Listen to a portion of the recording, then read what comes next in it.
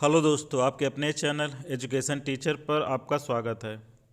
आज के पेपर में पूछे गए प्रश्नों की श्रृंखला जो आने वाले पेपर में भी पूछे जा सकते हैं। चलिए शुरू करते हैं। पहला पहला क्वेश्चन है अनुवांशिक से। निम्नलिखित में से कौन सी प्रवृत्ति या गुण पूर्णतः अनुवांशिक है? इसके चार ऑप्शन। पहला ऑप्शन है आंखों का रंग, दूसरा ऑप्शन है बुद्धि, तीसरा ऑप्शन नैतिक विकास और चौथा ऑप्शन है सामाजिक कौशल। इसका पहला आंसर सही होगा, आंखों का रंग, जो पूर्णतः अनुवांशिक से संबंधित है।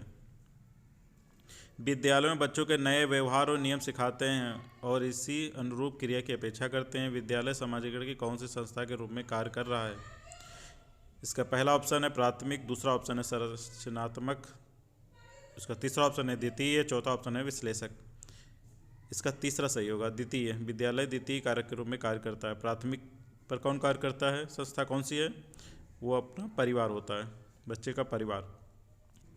तीसरा क्वेश्चन कोहलबर से संबंधित प्रश्न था। कोहलबर के अनुसार नैतिक विकास में कौन से स्तर पर बच्चा अच्छा लड़का अच्छी लड़की अभिविन्यास प्रदर्शित करता है? अब प्री कन्वेंशनल स्टेज पर यानी पूर्व पारंपरिक के स्तर पर बच्चा डर की भावना से कार्य करता है। अगर कोई गलती करेगा तो माता पिता पीटेंगे, लेकिन जब बच्चा थोड़ा सा 11 से 15 साल के बीच का होता है तो वह पारंपरिक स्तर यानी 10 के बाद का जो स्तर होता है, 10 साल के बाद का, वो पारंपरिक स्तर पर कार्य करता है। बच्चा अच्छा लड़का अच्छी लड़की बनने की वाले कार्य पर ज़्यादा फोकस करता है। तो मेरा बी वाला सही होगा इसमें, पारंपरिक स्तर। अगला एक क्वेश्चन जेंडर से प्रश्न था। लड़की की तरह ना रो तुम लड़कों को पिता के द्वारा पुत्र को कहा गया यह वाक्य क्या दर्शाता है? पहला ऑप्शन है जेंडर पहचान, दूसरा ऑप्शन है जेंडर रूढ़िवादिता, तीसरा ऑप्शन है जेंडर स्थिरता और चौथा ऑप्शन है जेंडर समानता। इसका आंसर बी सही होगा, रूढ़िवादिता। जेंडर रूढ़िवादिता को दर्शाता है। एक प्रश्न मूल्यांकन से भी था। और प्राथमिक विद्यालय के बच्चों को पढ़ाने के लिए लियो वाइगस्की ने निम्नलिखित में से कौन सी तकनीक बताई है? इंस्ट्रक्शनल स्केल फोल्डिंग, पुनर्बलन, संतुलन या अभिक्रमित? तो कोहलबर्ग ने जो तकनीक बताई है उसमें से एक है इंस्ट्रक्शनल स्केल फोल्डिंग। आपका ए सही होगा। एक प्रश्न हार्वर्ड गार्डन से संबंधित भी था। हार्वर्ड गार्डन के अनुसार किसी अन्य व्यक्ति के मनोदशा, स्वभाव और प्रवृत्ति को समझकर प्रतिक्रिया देने की युक्ति को किस नाम से जाना जाता है? ऑप्शन। पहला ऑप्शन है भाषात्मक बुद्धि, शारीरिक बुद्धि, अंतः व्यक्तित्व बुद्धि, अंतः व्यक्तित्व बुद्धि। इसका सी आंसर सही होगा, अंतः व्यक्तित्व बुद्धि। एक प्रश्न प्रगतिशील शिक्षा से संबंधित था। प्रगतिशील के संदर्भ में निम्नलिखित में से कौन सा सत्य है? कम क्षमता वाले बच्चों की कक्षा में उपेक्षा करनी चाहिए। बी ऑप्शन कक्षा में प्रजातंत्र का कोई स्थान नहीं होना चाहिए। सी ऑप्शन विद्यार्थियों को समस्या समाधान प्रोत्साहित करना चाहिए। ये कक्षा मुख्यतः पाठ्य पुस्तक केंद्रित होनी चाहिए। इसमें आपका सी सही होगा, विद्यार्थियों को समस्या समाधान हेतु प्रोत्साहित करना चाहिए। अगला प्रश्न एक प्रश्न भाषा कौशल से भी संबंधित था। एक प्रश्न समावेशी कक्षा से भी था। विद्यार्थियों को इंद्रधनुष के रंगों का क्रम सिखाने के लिए प्रियंका बैनी आप पीना ला रंगों के क्रम को याद कराने हेतु इस्तेमाल की गई योजना क्या कहलाती है? पहला ऑप्शन है साधन लक्ष्य विशेषण, दूसरा स्मरण औपकारी, तीसरा है वितरित अभ्यास, चौथा है लक्ष्य निर्देशित योजना। इसका आंसर भी सही होगा। निमोनिक्स के तरीके क्या सिखाए जाते हैं बच्चों को जो आसानी से उनको याद कराया जा सके। एक प्रश्न शारीरिक विकार के रूप में पूछा गया था। एक प्रश्न शिक्षा नीति के आधार पर भी पूछा था। 2020 शिक्षा नीति 2020 के पर भी एक क्वेश्चन आया था। एक विद्यार्थी की विशिष्ट क्षमताओं को पहचानना और बढ़ावा देने महत्वपूर्ण है। रट्टा मार्ग बच्चों को परीक्षाओं के लिए सिखाने के बजाय समझ पर बल देना चाहिए। बच्चों के अनुपालन को बढ़ावा देने के लिए अध्यापक को इनाम और दंड का इस्तेमाल करना चाहिए। ये हमारा शिक्षा नीति न्यू एजुकेशन पॉलिसी 2020 में नहीं दिया गया है, नहीं क्वेश्चन पूछा गया, तो हमारा सी सही होगा। बच्चों द्वारा दी गई त्रुटियां क्या दर्शाती हैं?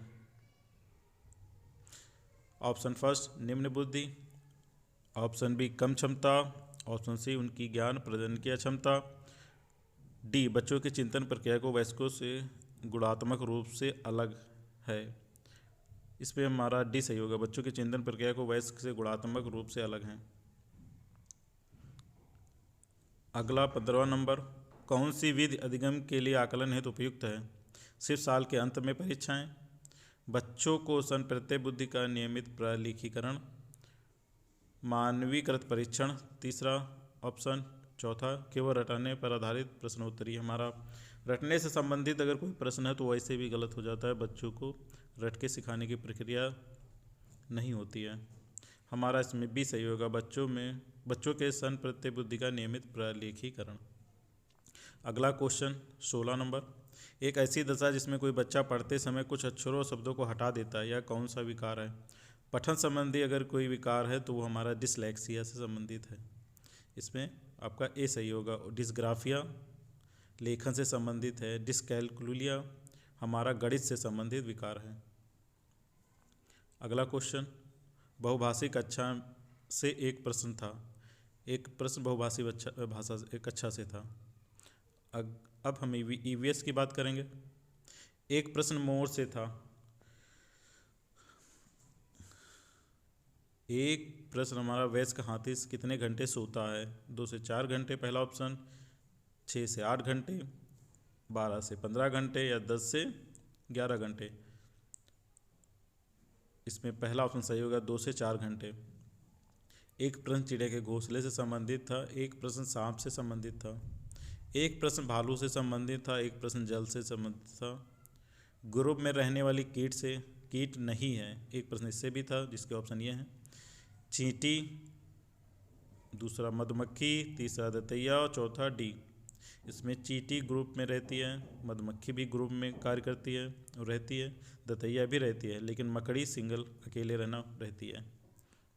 इसमें आपका डी सही होगा इसका प्रश्न। एक प्रश्न जल से भी संबंधित था जिसका क्वेश्चन हमें नहीं मिल पाया, एक प्रश्न नारियल से भी संबंधित था। रेत के टीले कहाँ पाए जाते हैं? इसके ऑप्शन ये हैं, अफगानिस्तान, उज्बेकिस्तान और बर्लिन, अबू धाबी। तो इसका आंसर डी सही है, अबू धाबी।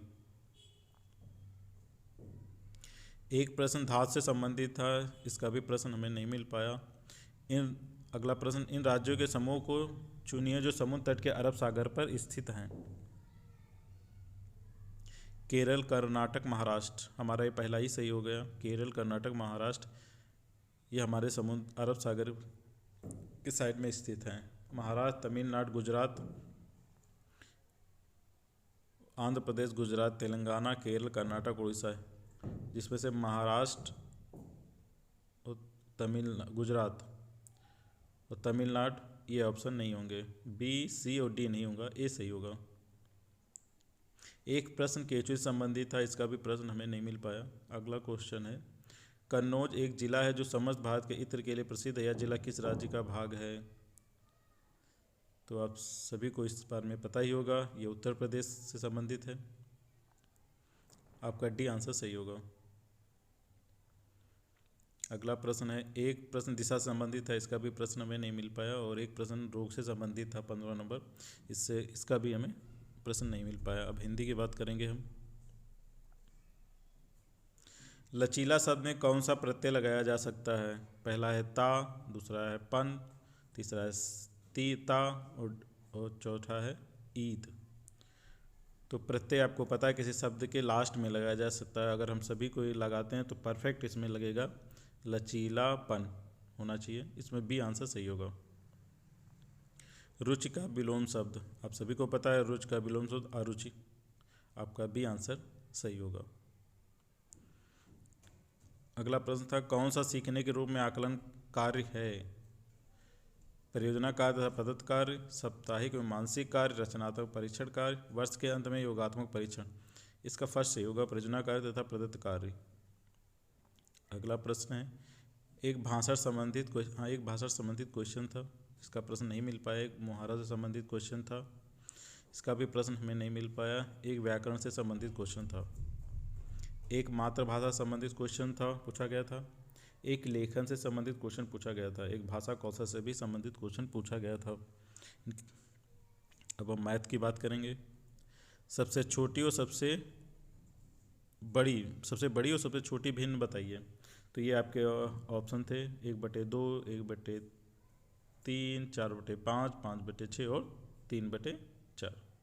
इसमें और दूसरा प्रश्न था गणित में सृजनात्मक चिंतन का एक मुख्य वाचक है। तो हमारे ऑप्शन है मानकीकृत तरीके से समस्या समाधान, प्रश्नों को प्रस्तुत करना, अशुद्ध प्रमुक्त परिकलन करना, सही सूत्रों का स्मरण करना। स्मरण तो वैसे भी सही नहीं होगा, प्रश्नों का प्रस्तुत करना सही होगा। अगला प्रश्न वेन हिले, बहुत इंपॉर्टेंट है। ज्यामिति के वेन हिले सिद्धांत आपने पढ़े होंगे। एक प्रश्न वेन हिले संबंधित था, एक प्रश्न तालिका से संबंधित था, एक प्रश्न प्रयोग परिचय से संबंधित था। इनके प्रश्न हमें नहीं मिल पाए। एक प्रश्न सम्मिति से था, बहुत इंपॉर्टेंट सम्मिति, इससे भी प्रश्न था। एक प्रश्न प्रतिलोम से संबंधित था।